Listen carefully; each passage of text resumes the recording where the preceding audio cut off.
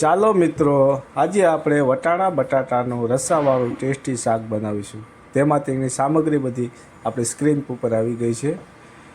અને આવું શાક મસ્ત મજાનું ખાશો એટલે આપણે મજા જ પડી જશે. તો સૌપ્રથમ મારી ચેનલને સબસ્ક્રાઈબ કરજો અને લાઈક કરજો અને વિડીયો બધું લોકોને શેર કરજો, જેથી બધા જાણી શકે. તો આપણી સામગ્રી બધી અહીં આવી ગઈ છે. વટાણા, બટેકા, મરચાં, ટમેટાં, લીંબુ, કોથમીર, લસણ ને તમામ વસ્તુ આવી ગઈ છે. હવે આપણે વટાણાને ખોલવાનું ચાલુ કરીશું. વટાણા બટેકાનું શાક જેને જેને ખાધું હોય ને બનાવ્યું હોય એ મને કોમેન્ટમાં કહેજો કે કેવી રીતે બનાવવું, કેવું રીતે બનાવી તો વધારે મજા આવે ખાવાની. તો વટાણા બટેકાનું શાક શિયાળામાં ખાવાની બહુ વધારે મજા આવે છે, કારણ કે શિયાળામાં લીલા વટાણા અવેલેબલ હોય છે. તો આવી રીતે વટાણા બધા ફૂલાઈ ગયા છે અને તેવી જ રીતે બટેકા, મરચાં, ટમેટાં, લીંબુ બધું સમારી લીધું છે અને લસણ પણ સુધારી લીધું છે. હવે આપણે શાક બનાવવાની તૈયારી કરીશું.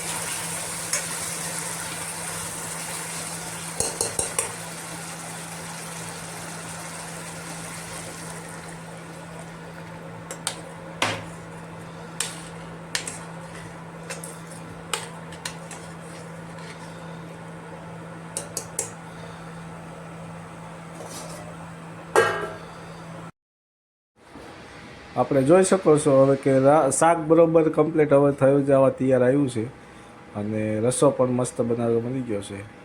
તો થોડીક વાર જે રાખશું. હવે કમ્પ્લીટ શાક બની ગયું છે. હવે એને એક બાઉલમાં આપણે કાઢીને સર્વિંગ પ્લેટ કરીશું. બાઉલમાં કાઢી લીધું છે.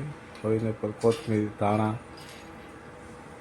અને પુદીનો નાખીને મસ્ત સજાવટ કરીશું. તો આ બની ગયું છે આપણું મસ્ત મજાનું લીલા વટાણાનું શાક. તો હવે મારી ચેનલને સબસ્ક્રાઈબ કરજો અને વિડીયો શેર કરજો. Thank you. આભાર.